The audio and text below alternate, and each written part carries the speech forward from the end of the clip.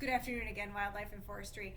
I am back to tell you a little bit more about the roots and the trunk of the tree that I couldn't get in the last video. So we're going to start off with the roots. All right, there are 4 major roots. We talked about them in the last video, but I didn't label where they were. So now you can actually physically see that the root system is way longer and wider than the crown of the tree. All right, and we have 4 different roots that make up that huge system. The biggest one is known as the taproot.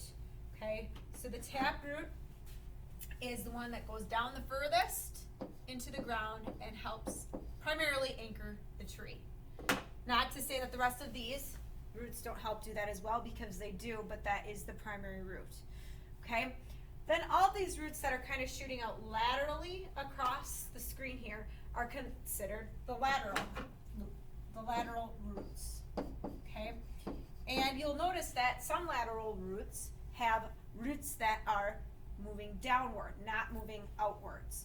Okay, so for instance, this one right here is heading down instead of out. Those are called deeply descending, and those deeply descending are going to also assist that taproot in keeping that tree anchored.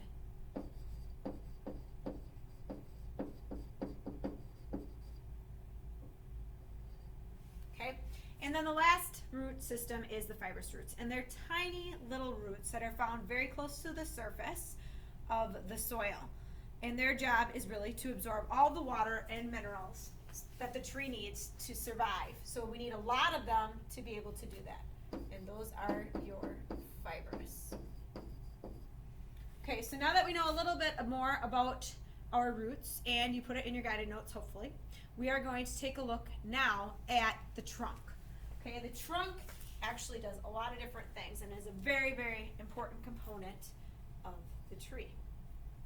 So we are going to identify all the parts of what we call a tree cookie. So what you're seeing on the screen is a tree cookie right now. It's a cross section of a tree. If we were to cut a tree down, we'd see all of its annual rings that I talked about in the first video.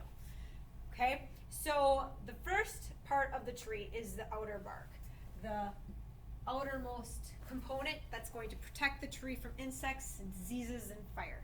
That's really its only job. That's its purpose. Okay, there's not any living cells there that are going to do anything else for the tree. All right, then our next component is actually what we call inner bark, and I'm going to add a little line here for you. Oops, I'll make it red. Sorry. There we go. And this inner bark is found just inside of the outer bark, but before it hits this light brown section. Okay, it is a very thin layer of cells. Specifically, they're phloem cells. And phloem cells carry nutrients, specifically carbohydrates. So if you were to tap a maple tree, that tap really only has to go in to the inside of the bark, into that inner bark, where it's going to be able to gather all those sugars or carbohydrates from the tree. Okay. Then our next component is called the cambium, and the cambium layer is known for producing those phloem cells in the outer bark, and it's also known for producing xylem cells, which are going to contribute to the next layer. So it makes xylem and phloem. And this xylem and phloem is what creates or helps to create, to make the tree grow, the springwood and the summerwood that we talked about in the last video. So without all the water and the sugar, we wouldn't get growth on a tree because there would be no energy to make that growth. And that is how that annual ring is made, is from the cambium layer. Okay? Then we have the sapwood. Sorry, I just kind of went over some of the things I already wrote, but that's okay. All right, the sapwood layer is lighter in color, usually than all the other layers, and it is going to have, like I said before, xylem cells, made up of xylem cells. So it's carrying all the water. Okay, and then we have a darker area. Oops. Fully reset. There we go. Notice the heartwood. And the heartwood is made up of dead cells. So really the center of the tree isn't living anymore, but it's very, very strong. Those dead cells really are protected by all the living cells around it, so they don't decay or anything like that unless insects were able to get in, but that's why we have the outer bark to protect them. And the very inside of our tree is known as the pith. And that pith is where the seed was planted initially to grow that tree. All right, the last thing that you might have a question about on here is these little lines that go across the tree section, and those are rays. And those rays just carry water and carbohydrates across the tree in places where they wouldn't get otherwise in the living cells. Okay. Remember, you got to remember that the sapwood and the cambium are flowing up and down. Phloem and xylem go up and down the tree. So these ray cells carry across the tree. All right, I have a few pictures, not pictures, actual tree cookies for you that I'm going to share that will help you to better see all of these different layers. So the first one I have for you, you can definitely see this outer bark.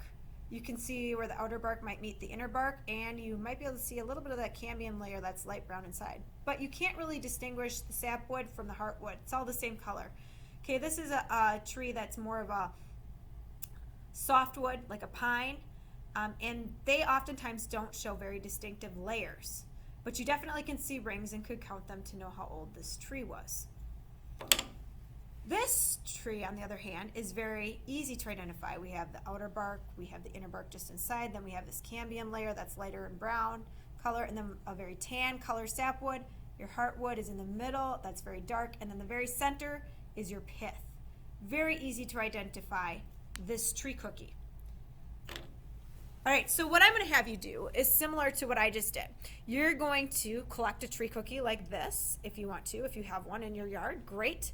Or you can take a real cookie, like you go to the grocery store and get one if you so desire, or make them at home. It's a good excuse to do something different. And then take some frosting and create like all your parts so that you can show me the difference between them. Or if you just don't have that ability to go to the grocery store and get something, I really don't want you to go to the grocery store. I'd rather you make it anyway so you don't have to leave home. Or you can't make it because you don't have the ingredients or the abilities to do it. That's fine. And you don't have one of these either. Just draw a picture. But what I want you to do is create a video of you actually telling me about the parts of your tree cookie and their functions. Okay, this is going to be a way for me to assess whether or not you know the functions of your tree cookie. Okay, the instructions will be in Google Classroom for you. Good luck, and please ask questions if you have any.